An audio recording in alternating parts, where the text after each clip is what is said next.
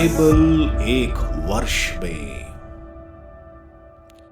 नमस्कार, आप सबका बाइबल एक वर्ष में स्वागत है। आप सब ने जो कदम उठाया है प्रभु के वचन सुनने के लिए, यह हमारे जीवन के अंधेरों को दूर करेंगे और हमें प्रभु के प्रकाश में चलाएंगे। आज हम विधि विवरण ग्रंथ का अध्याय 25, 26, संत लूकस का सुसमाचार का अध्याय 8 और स्रोत ग्रंथ का 104 स्रोत सुनेंगे। प्रभु का वचन सुनने से पहले आइए हम ईश्वर से प्रार्थना करें। हे प्रभु, हम आपका वचन सुनने वाले हैं। हमारे मन की आंखें खोलें और हमें आध्यात्मिक प्रज्ञा दें ताकि हम आपको जान सकें और आपके वचन के अनुसार अपना जीवन जिएं। यह हम मांगते हैं आपसे प्रभु यीशु के नाम, आमीन।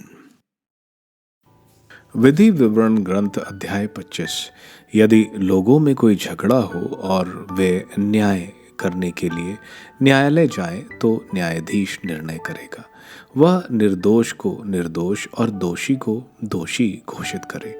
यदि दोषी मनुष्य को कोड़ों का दंड दिया जाए तो न्यायाधीश उसे अपने सामने पिटवाए और उसके दोष के अनुसार कोड़ों की संख्या निर्धारित करे।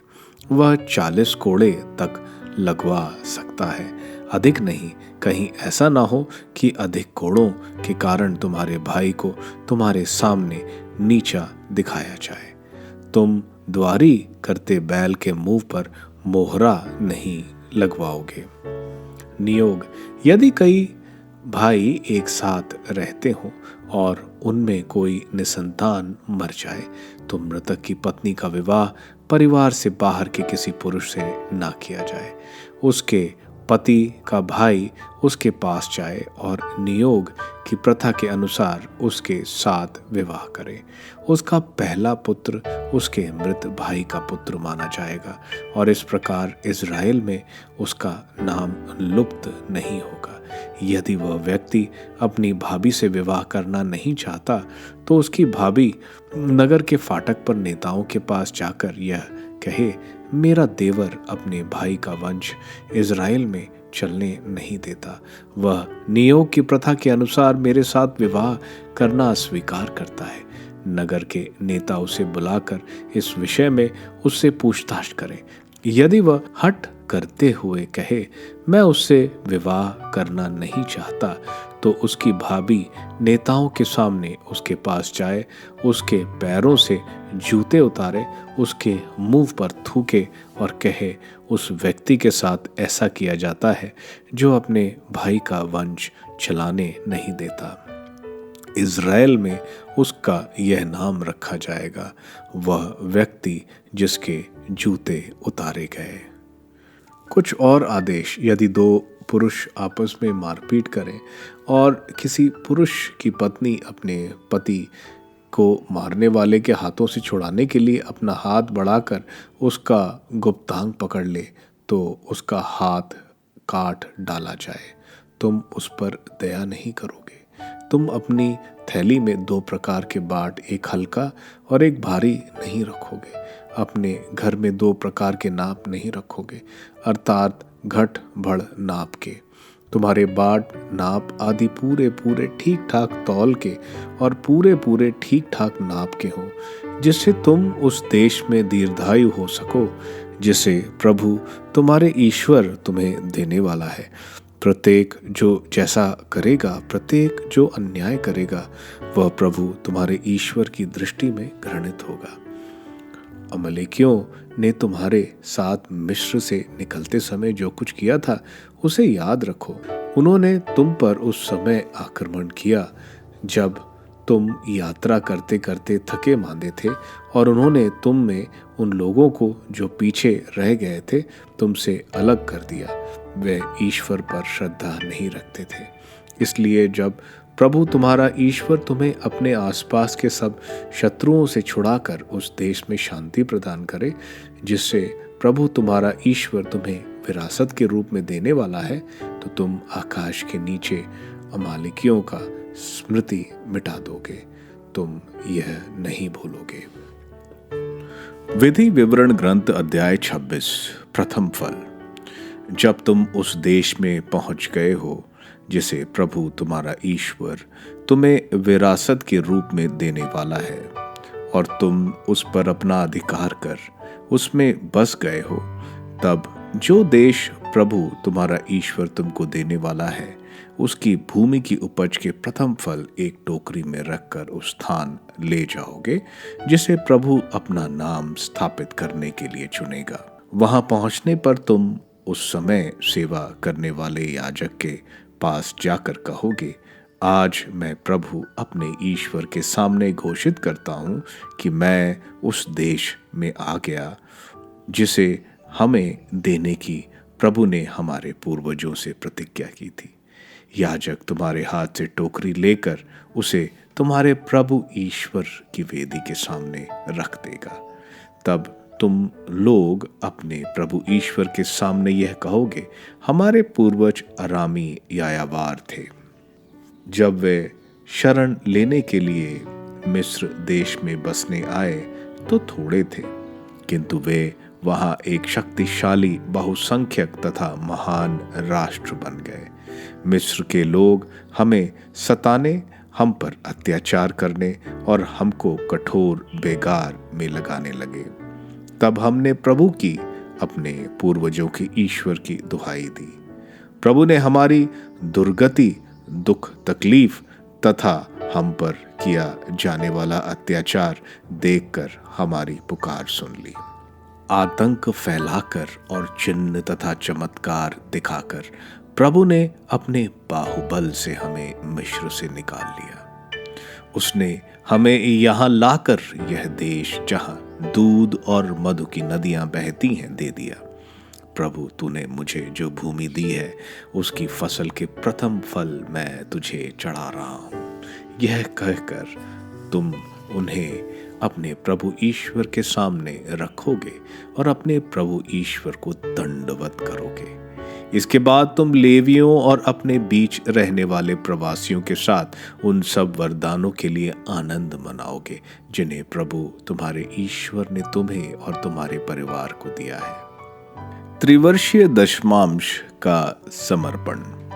हर तीसरे वर्ष अर्थात दशांश के वर्ष जब तुमने अपनी उपज का सारा दशांश अलग कर लेवियों, प्रवासियों, अनाथों और विधवाओं को दे दिया हो, जिससे वे तुम्हारे नगरों में रहते हुए भरपेट खा सकें, तो तुम प्रभु अपने ईश्वर से यह कहोगे, मैंने तेरे आदेश के अनुसार अपने घर में पुण्य चढ़ावा निकाल कर उसे लेवियों, प्रवासियों, अनाथों और विधवाओं को दे दिया है। मैंने तेरे आदेशों का उल्लंघन नहीं किया और उन्हें नहीं भुलाया। मैंने शोक मनाते समय दशाम से कुछ नहीं खाया, अशुद्ध अवस्था में उसे नहीं छुआ और उसमें कुछ भी मृतकों को नहीं चढ़ाया। मैंने प्रभु अपने ईश्वर की वाणी पर ध्यान देकर ठीक वैसा ही किया है जैसी तूने मुझे आज्ञा दी थी। स्वर्ग के अपने पवित्र निवास से दृष्टि डाल और अपनी प्रजा इज़राइल को आशीर्वाद दे, और उस देश को भी जिसे तूने हमारे पूर्वजों से की हुई प्रतिज्ञा के अनुसार हमें दिया है, उस देश को जहाँ दूध और मधु की नदियां बहती हैं। प्रभु की प्रजा, आज तुम्हारा प्रभु ईश्वर इन नियमों तथा आज्ञाओं का पालन करने का आदेश दे रहा है। तुम इन पर चलते रहोगे और सारे हृदय और सारी आत्मा से इनका पालन करते रहोगे। आज तुम्हें प्रभु से यह आश्वासन मिला कि वह तुम्हारा अपना ईश्वर होगा, बशर्ते तुम उसके मार्ग पर चलो, उसके नियमों, आदेशों तथा आज्ञाओं का पालन करो और उसकी बातों पर ध्यान दो। तुमने प्रभु को यह आश्वासन दिया कि तुम उसकी अपनी प्रजा होगे, जैसा कि उसने तुमसे कहा है, बशर्ते तुम उसकी सभी आज्ञाओं का पालन करो। उसने जितने राष्ट्र बनाए उन सब से अधिक वह तुम्हें सम्मान, ख्याति तथा महिमा प्रदान करेगा और तुम प्रभु की पवित्र प्रजा होगे, जैसा कि उसने तुमसे कहा है। संत लूकस का अध्याय 8। पवित्र नारियों की सेवा परिचर्या। इसके बाद ईसा नगर नगर और गांव गांव घूमकर उपदेश देते और ईश्वर के राज्य का सुसमाचार सुनाते रहे।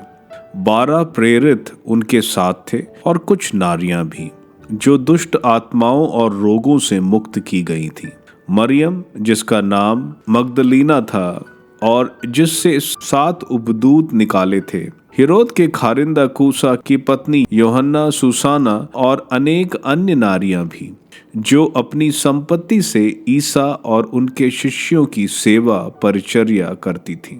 बोने वाले का दृष्टांत। एक विशाल जनसमूह एकत्र हो रहा था और नगर नगर से लोग ईसा के पास आ रहे थे। उस समय उन्होंने यह दृष्टांत सुनाया, कोई बोने वाला बीज बोने निकला। बोते बोते कुछ बीज रास्ते के किनारे गिरे, वे पैरों से रौंदे गए और आकाश के पक्षियों ने उन्हें चुग लिया। कुछ बीज पथरीली भूमि पर गिरे, वे उगकर नमी के अभाव में झुलस गए। कुछ बीज कांटों में गिरे, साथ साथ बढ़ने वाले कांटों ने उन्हें दबा दिया। कुछ बीज अच्छे भूमि पर गिरे, वे उगकर 100 गुना फल लाए। इतना कहने के बाद वह पुकार कर बोले, जिसके सुनने के कान हो वह सुन ले। दृष्टांतों का उद्देश्य।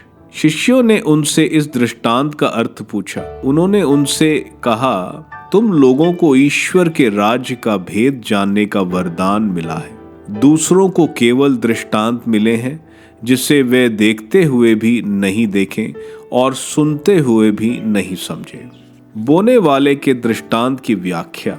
दृष्टांत का अर्थ इस प्रकार है, ईश्वर का वचन बीज है। रास्ते के किनारे गिरे हुए बीज वे लोग हैं जो सुनते हैं, परंतु कहीं ऐसा ना हो कि वे विश्वास करें और मुक्ति प्राप्त कर ले, इसलिए शैतान आकर उनके हृदय से वचन ले जाता है।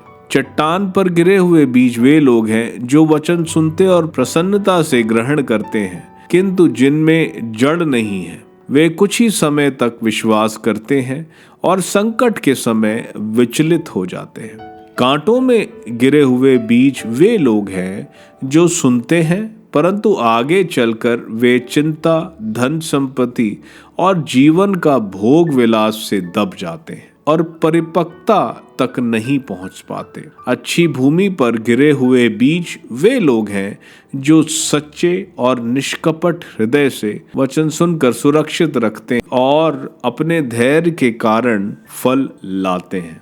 दीपक का दृष्टांत। कोई दीपक जलाकर बर्तन से नहीं ढकता या पलंग के नीचे नहीं रखता, बल्कि वह उसे दीवट पर रख देता है, जिससे भीतर आने वाले उसका प्रकाश देख सके।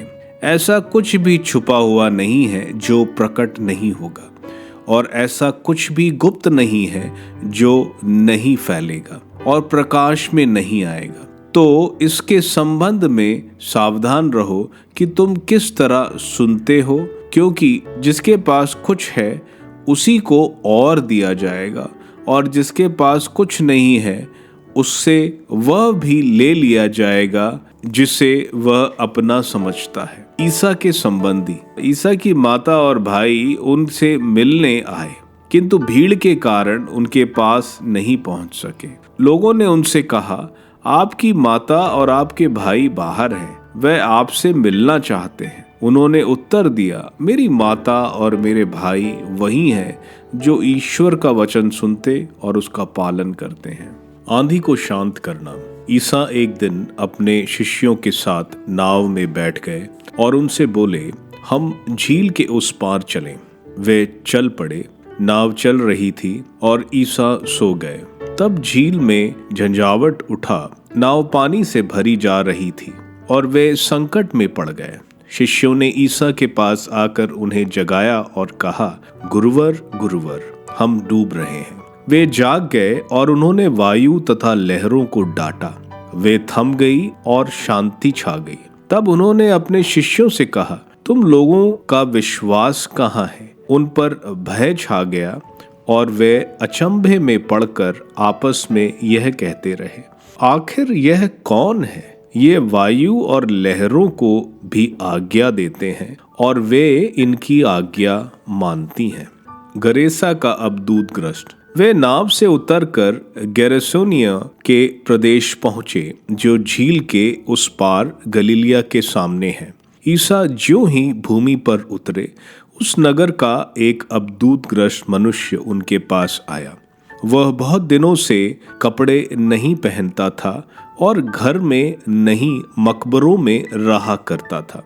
वह ईसा को देखकर चिल्ला उठा और दंडवत कर ऊंचे स्वर से बोला, ईसा सर्वोच्च ईश्वर के पुत्र, मुझसे आपको क्या? मैं आपसे विनती करता हूँ, मुझे ना सताइए।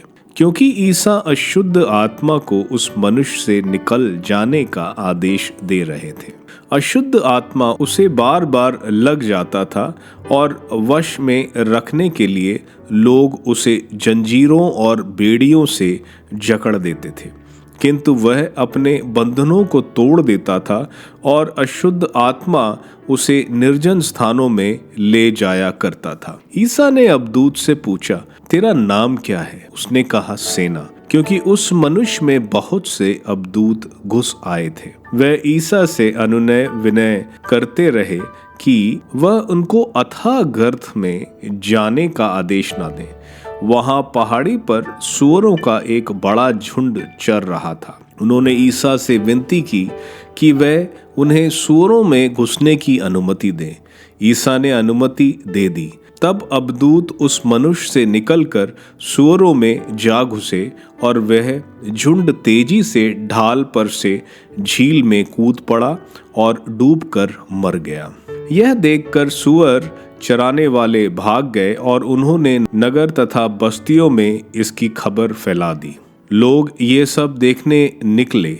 वे ईसा के पास आए और यह देखकर भयभीत हो गए कि वह मनुष्य जिससे अबदूत निकले थे, कपड़े पहने शांत भाव से ईसा के चरणों में बैठा हुआ है। जिन्होंने ये सब अपनी आंखों से देखा था, उन्होंने लोगों को बताया कि किस तरह अबदूतग्रस्त का उद्धार हुआ। तब गेरासेनी प्रदेश की सारी जनता ने अत्यंत भयभीत होकर ईसा से यह निवेदन किया कि वे उनके यहाँ से चले जाएं। ईसा नाव पर चढ़कर लौट गए। जिस मनुष्य से अबदूत निकले थे, वह ईसा से यह विनती करता रहा कि मुझे अपने साथ रहने दीजिए। पर ईसा ने उसे विदा करते हुए कहा, अपने यहाँ लौट जाओ और लोगों को यह बताओ कि ईश्वर ने तुम्हारे लिए क्या क्या किया है। वह जाकर सारे नगर में यह सुनाता फिरता रहा कि ईसा ने मेरे लिए क्या क्या किया है। जैरुस की बेटी और रक्तस्राव पीड़िता। जब ईसा लौटे तो लोगों ने उनका स्वागत किया, क्योंकि सभी उनकी प्रतीक्षा कर रहे थे। उस समय सभागृह का जैरुस नामक अधिकारी आया और ईसा को दंडवत कर उनसे अनुनय विनय करता रहा कि वह उसके यहाँ चलने की कृपा करें, क्योंकि उसकी लगभग 12 वर्ष की इकलौती बेटी मरने पर थी। वे उसके साथ चले। रास्ते में भीड़ चारों ओर से उन पर गिरी पड़ती थी। एक स्त्री 12 वर्ष से रक्तस्राव से पीड़ित थी। कोई भी उसे स्वास्थ्य नहीं कर सका था। उसने पीछे से आकर ईसा की चादर का पल्लू छू लिया और उसका रक्तस्राव उसी क्षण बंद हो गया। ईसा ने कहा, किसने मेरा स्पर्श किया है? सबके इनकार करने पर पेतरुस बोला, गुरुवर, चारों ओर से लोग आपको घेर लेते और आप पर गिरे पड़ते हैं। ईसा ने कहा, किसी ने अवश्य मेरा स्पर्श किया है। मैंने अनुभव किया कि मुझसे शक्ति निकली है। यह समझकर कि मैं छुप नहीं सकती, वह स्त्री डरती कांपती हुई आई और उन्हें दंडवत कर उसने सबके सामने बताया कि मैंने क्यों उनका स्पर्श किया और मैं कैसे उसी क्षण स्वस्थ हो गई। ईसा ने उससे कहा, बेटी, तुम्हारे विश्वास ने तुम्हें चंगा कर दिया है, शांति प्राप्त कर जाओ। ईसा यह कह ही रहे थे कि सभागृह के अधिकारी के यहाँ से कोई यह कहने आया, आपकी बेटी मर गई है, अब आप गुरुवर को कष्ट ना दीजिए। किंतु यह सुनकर ईसा ने उससे कहा, डरिए नहीं, बस विश्वास कीजिए और वह चंगी हो जाएगी। उन्होंने घर पहुंचकर पेतरुस, योहन तथा याकूब और लड़की के माता पिता के सिवा किसी को अपने साथ अंदर नहीं जाने दिया। सब रो रहे थे और उसके लिए विलाप कर रहे थे। ईसा ने कहा, मत रो, वह नहीं मरी, सो रही है। वे उनकी हंसी उड़ाते रहे, क्योंकि वे भली भांति यह जानते थे कि वह मर गई है। ईसा ने उसका हाथ पकड़कर पुकारा, ओ लड़की, उठो। उसके प्राण लौट आए और वह उसी क्षण उठ खड़ी हो गई। ईसा ने उससे कुछ खिलाने को कहा। उसके माता पिता दंग रह गए, किंतु ईसा ने आदेश दिया कि वे इस घटना की चर्चा किसी से नहीं करें। स्रोत ग्रंथ स्रोत 104। सृष्टिकर्ता ईश्वर का स्तुति गान। मेरी आत्मा प्रभु को धन्य कहो। प्रभु मेरे ईश्वर, तू कितना महान है। तू महिमा और प्रताप से विभूषित है। तू प्रकाश को चादर की तरह ओढ़े है। तूने आकाश को तंबू की तरह ताना है। तू जल के ऊपर अपने भवन का निर्माण करता है। तू बादलों को अपना रथ बनाता है और पवन के पंखों पर चलता है। तू पवनों को अपने दूत बनाता है और अग्नि की ज्वालाओं को अपने सेवक। तूने पृथ्वी को उसकी नींव पर स्थापित किया, वह सदा सर्वदा के लिए स्थिर है। तूने उसे वस्त्र की तरह महासागर से ढक दिया। जल पहाड़ों के ऊपर तक चढ़ा हुआ था। जल तेरी धमकी से हट गया, तेरी गर्जन सुनकर भाग गया। वह पहाड़ों पर से बहता हुआ घाटियों में उतरा और तेरे द्वारा निश्चित स्थान पर आ गया। तूने उसके लिए एक सीमा निर्धारित की जिसे वह लांघ नहीं सकता। वह फिर कभी पृथ्वी को नहीं ढक सकेगा। तू घाटियों में से स्रोत निकालता है और वे पहाड़ों के बीच से बहते हैं। मैदानों के पशु उनका पानी पीते हैं। जंगल के गधे उनमें अपनी प्यास बुझाते हैं। आकाश के पक्षी उनके पास बसेरा करते और डालियों पर चहचहाते हैं। तू अपने ऊंचे निवास से पहाड़ों को सींचता और पृथ्वी को अपने वरदानों से तृप्त करता है। तू पशुओं के लिए घास उगाता है और मनुष्य के लिए पेड़ पौधे, जिससे वह भूमि से रोटी उत्पन्न करे। अंगूरी मनुष्य का हृदय प्रसन्न करे, उसका मुख तेल के विलेपन से चमकता रहे और रोटी उसके हृदय को बल प्रदान करे। प्रभु के वृक्षों को और उसके लगाए हुए लेबनोन के देवदारों को भरपूर जल मिलता है। पक्षी उनमें अपने घोंसले बनाते हैं और लगभग उनकी फुनगी में निवास करता है। ऊंचे पर्वतों पर जंगली बकरे रहते हैं और बिज्जू चट्टानों में बिछते हैं। तूने पर्वों के निर्धारण के लिए चंद्रमा बनाया है। सूरज अपने अस्त होने का समय जानता है। तू अंधकार को बुलाता और रात हो जाती है। जब जंगल के सब जानवर विचरते हैं, सिंह के बच्चे शिकार के लिए दहाड़ते हुए ईश्वर से अपना आहार मांगते हैं। वे सूरज के उगने पर हट जाते और अपनी मांदों में विश्राम करते हैं। मनुष्य अपने काम पर जाता और शाम तक परिश्रम करता है। प्रभु तेरे कार्य असंख्य हैं। तू जो भी करता है अच्छा ही करता है। पृथ्वी तेरे वैभव से भरपूर है। अपार समुद्र दूर दूर तक फैला है, जहाँ असंख्य छोटे बड़े जीव जंतु विचरते हैं, जहाँ जलयान आते जाते हैं, जहाँ तिमंगल का निवास है, जिसे तूने इसलिए बनाया कि वह उसमें क्रीड़ा करे। सब तुझसे यह आशा करते हैं कि तू समय पर उन्हें भोजन प्रदान करे। तू उन्हें देता है और वे एकत्र करते हैं। तू अपना हाथ खोलता है और वे तृप्त हो जाते हैं। तू उनसे मुंह छुपाता है तो वे घबराते हैं। तू उनके प्राण वापस लेता है तो वे मरकर फिर मिट्टी से मिल जाते हैं। तू प्राण फूंक देता है तो वे पुनर्जीवित हो जाते हैं और तू पृथ्वी का रूप नया बना देता है। प्रभु की महिमा अनंत काल तक बनी रहे। प्रभु अपनी सृष्टि में आनंद मनाए। वह पृथ्वी पर दृष्टि डालता है तो वह कांपती है, वह पर्वतों का स्पर्श करता है तो वे धुआं उगलते हैं। मैं जीवन भर प्रभु के गीत सुनाता रहूंगा, मैं जीवन भर ईश्वर का स्तुतिगान करूंगा। मेरा यह भजन प्रभु को प्रिय लगे, प्रभु ही मेरे आनंद का स्रोत है। पृथ्वी पर से पापियों का विलोप हो, दुष्ट जनों का अस्तित्व मिट जाए, मेरी आत्मा प्रभु को धन्य कहे।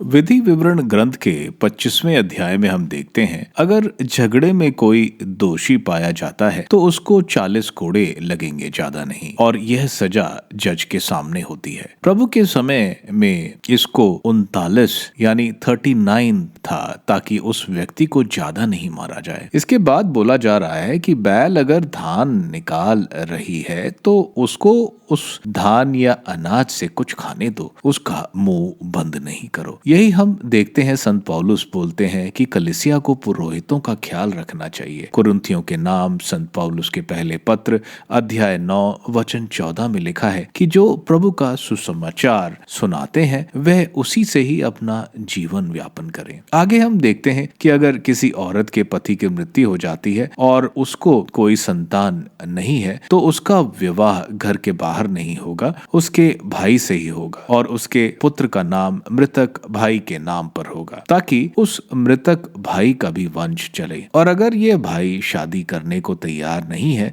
तो उसकी भाभी उसको नेताओं के सामने बेइज्जत करेगी। आगे बताया जा रहा है कि ईमानदारी के साथ खरीदना और बेचना, ईमानदारी करेंगे तो लंबी आयु मिलेगी। आगे बोला जा रहा है कि अमालेकियों ने इजरायलियों को पीछे से हमला किया था, जब हारून और हुर ने मूसा का डंडा उठाने में मदद की, जिसकी वजह से इजरायली जीत गए थे। इनको खत्म करने की बात बताई जा रही है। विधि विवरण के अध्याय 26 में हम देखते हैं कि जब वो कानान देश को कब्जे में करेंगे तो खेती की सबसे पहली फसल प्रभु को समर्पित करेंगे और प्रभु के सामने गवाही देंगे कि ईश्वर ने जो शपथ खाई थी वो देश हमें दे दिया है। फिर वे बोलेंगे उनके पूर्वज यानी इब्राहिम हारान में रहते थे और उनके पूर्वज अर्मियन थे, कोई इजरायली नहीं था। जब तक प्रभु ने याकूब का नाम इजराइल में नहीं बदला, ये 70 थे जब वे मिस्र में गोशन में बसे और दास्ता में जकड़े गए। ईश्वर उनको अपने बाहुबल से मिस्र से निकाले, तब ये एक बड़ा राष्ट्र बन गए थे और इनको इतना उपजाऊ देश दे दिया था। इसके बाद प्रभु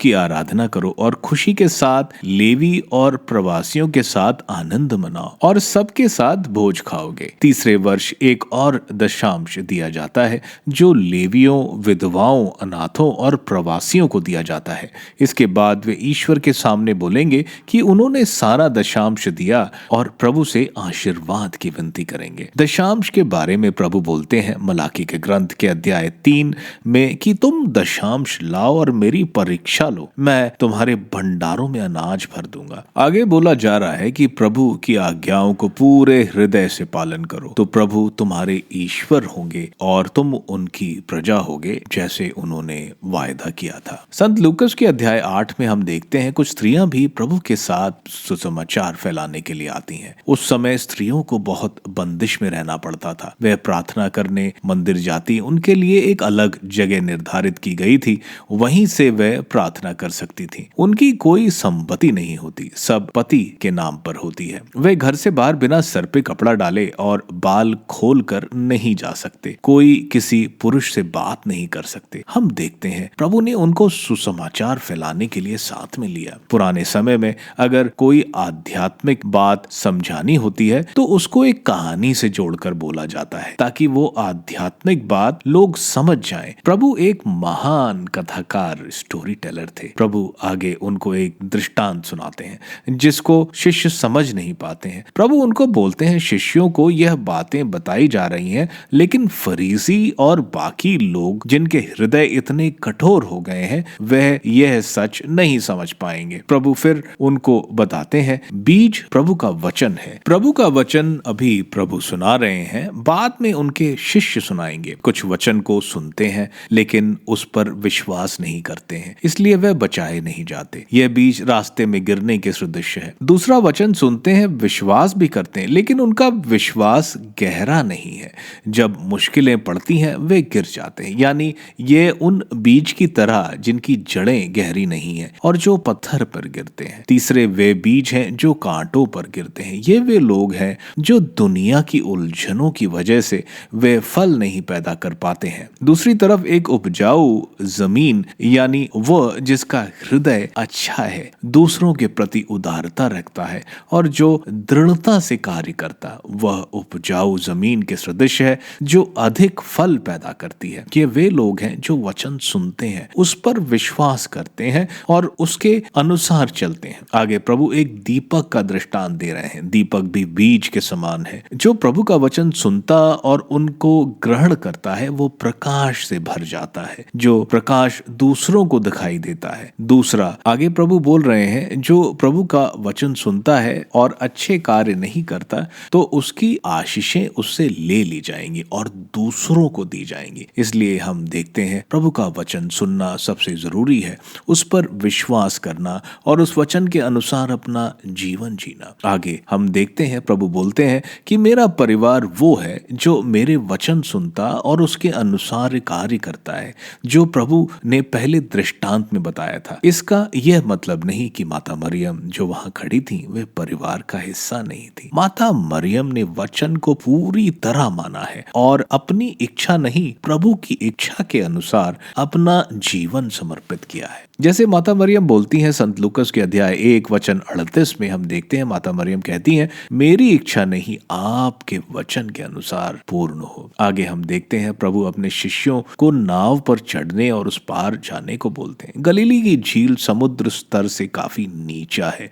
इस झील के पश्चिम में पहाड़ियां हैं और उस वजह से पहाड़ियों से ठंडी हवा झील पर गिरती है जो झील के गर्म हवा को हटा देती है, जिसकी वजह से इस झील में काफी तूफान आते हैं। हम देखते हैं प्रभु ईश्वर है लेकिन शरीर में थकान महसूस करते हैं और सो जाते हैं। इस तूफान की वजह से शिष्य घबरा जाते हैं और प्रभु को जगाते हैं और कहते हैं कि उनको बचाएं। उनका विश्वास कमजोर था, इसलिए उनको विश्वास नहीं कि सोते हुए भी प्रभु उनको बचा सकते हैं। प्रभु उठकर तूफान को डांटते हैं और तूफान थम जाता है। सृष्टिकर्ता की आज्ञा सुनती है और प्रभु के आदेश का पालन करती है। यहाँ शिष्य प्रभु की ईश्वरीय रूप देखते हैं। आगे हम देखते हैं प्रभु गरेसा जो डेकापोलिस जिले में है वहां उतरते हैं जो झील के उस पार थी। वहां हम देखते हैं अन्य जाति के लोग रहते थे। कोई लोग अशुद्ध जानवर सुअर चरा रहे थे। वहां उनको एक मनुष्य जो अपदूत ग्रस्त था मिलता है। वो प्रभु को पहचान जाता है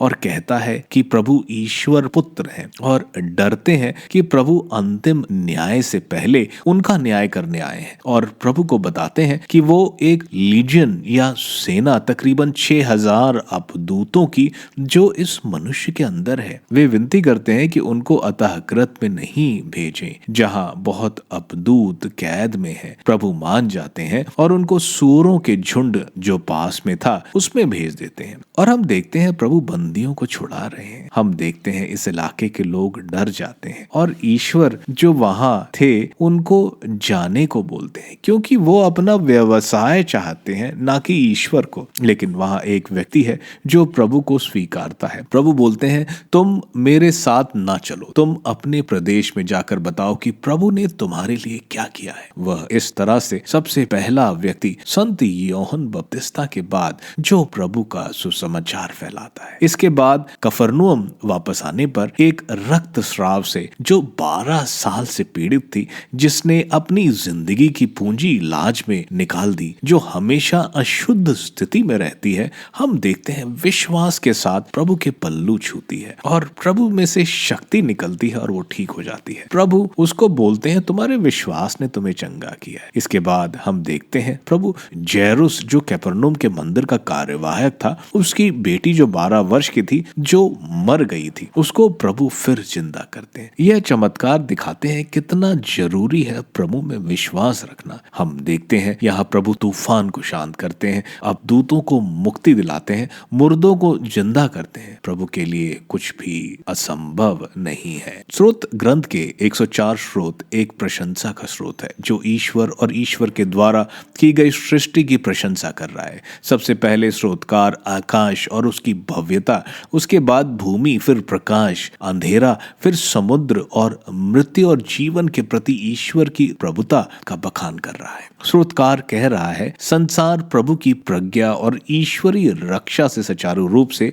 तालमेल के साथ चल रहा है, जिसमें वे सबको जरूरत के अनुसार भोजन और पानी देते हैं। यह स्रोत भजन अनुवाक्य के तौर पर पेंटेकोस्ट रविवार को गाया जाता है। आप सबको धन्यवाद ईश्वर के वचन सुनने के लिए।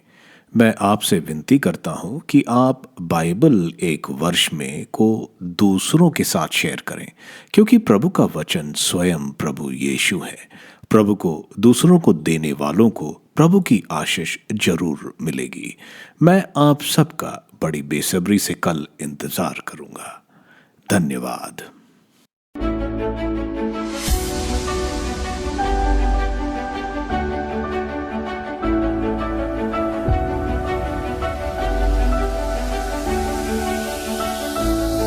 बाइबल एक वर्ष में